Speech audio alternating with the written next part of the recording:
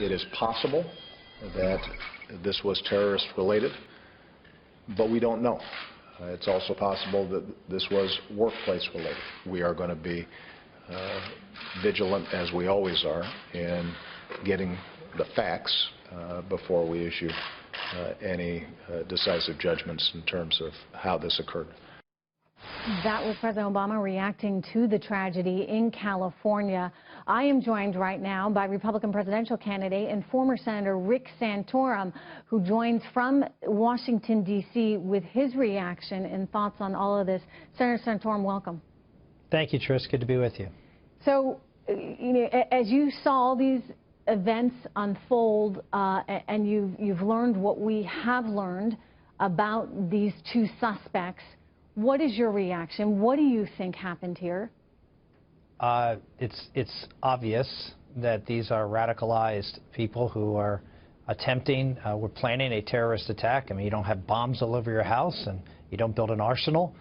You don't go onto websites and get information from ISIS and then go out and carry out a mission where you kill a lot of people and not call that what it is. And it's the president being his continuing delusional state when it comes to dealing with anything with jihadism or radical Islam. The president is in denial. He's not We just heard him say it might be workplace violence, and we heard him say it could be terrorism, but we just don't know yet. And he seems very reluctant to draw that line. But in fairness to him, Senator, the FBI is also reluctant to make that connection at this point. Yeah, I think it's sad that we have this political correctness run amok, that you see even our governmental agencies, being afraid to go out and say what is obvious to everybody else watching this story. And it leads to an atmosphere that you saw play out here in this story, where a woman who saw this information, saw these packages arriving, and said, "Well, I wasn't going to call because I didn't want to, feed the stereotype, because we've let political correctness cloud our judgment." The case of the president, it's not just political correctness clouding our judgment here at home.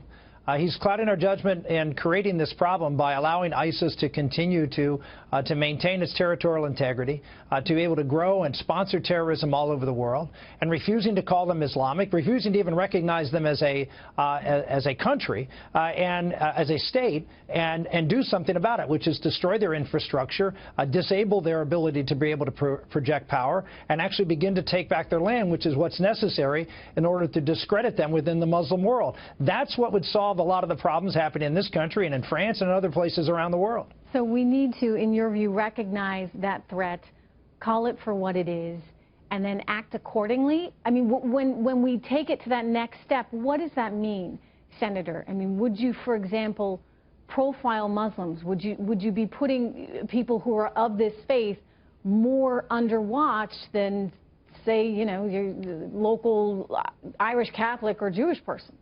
Well, I think you do what is practical and normal. And if you have people who are traveling in and out of areas, for example, where there is terrorist activity, obviously you put them on a watch list and you watch them very carefully.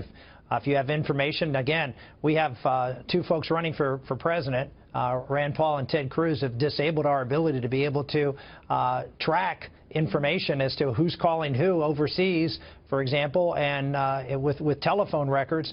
We've now been blinded, and the president, by the way, supported that.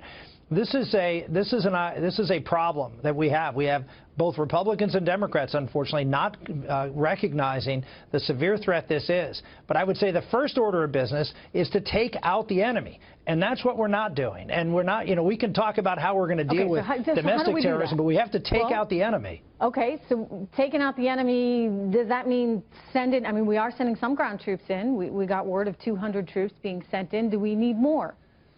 Of course we need more. In fact, most of the generals that have been outside, who were there, who've had this command before, have said that we need several thousand more troops. We need to arm the Kurds directly, which we are not doing. They are outgunned. They're willing to fight. In fact, they've been successful recently in Sinjar.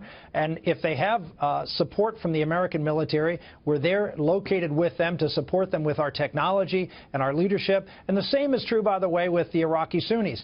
We don't need to be making plans with Iran or Iranian or Shiite militias or the Iraqi government. We need to be joining with Sunni Muslims in Iraq and taking back Sunni territory in Iraq, and we need soldiers on the ground to help them. If we have soldiers on the ground, we have seen in the past, they will fight, and they will fight well. If we do not support them, they don't, and that's the difference. And it may not just be boots on the ground, it may also be taking out their infrastructure. I mean, one of the big things we've been talking here about on the intelligence report is how is it that they're making all of this money off of oil?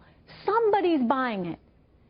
Vladimir Putin coming out and saying it's the Turks, that the Turkish, you know, the Turkish government potentially, the president and his son, or you know, the family members of the president may be buying it. What is your thought on Turkey right now and Vladimir Putin's position that he's going to take out ISIS and that Turkey may actually not be as good an actor as one thinks? I don't think there's any intention of Vladimir Putin to take out ISIS. I think his intention is to make sure that Bashar Assad stays in place in Syria. That's his strategic interest. It's very clear he has not been going after ISIS. They've been going after the rebel forces that are supportive of the West to take them out. And not there's a symbiotic relationship seemingly between, it's strange, but it seems to be between ISIS and Assad. And what we need to do is make it clear both are our enemies. If we decide, and I know again there are presidential candidates, Ted Cruz, who said that we can live with Assad. We cannot live with Assad because that's partnering with Iran, it's partnering with the Shiites, and the Sunnis will never allow that. If we want to take back Sunni ground, we have to partner with Sunnis to do it. We have got our work cut out for us. Thank you so much, Senator Santorum. Good to see you and good to have you here.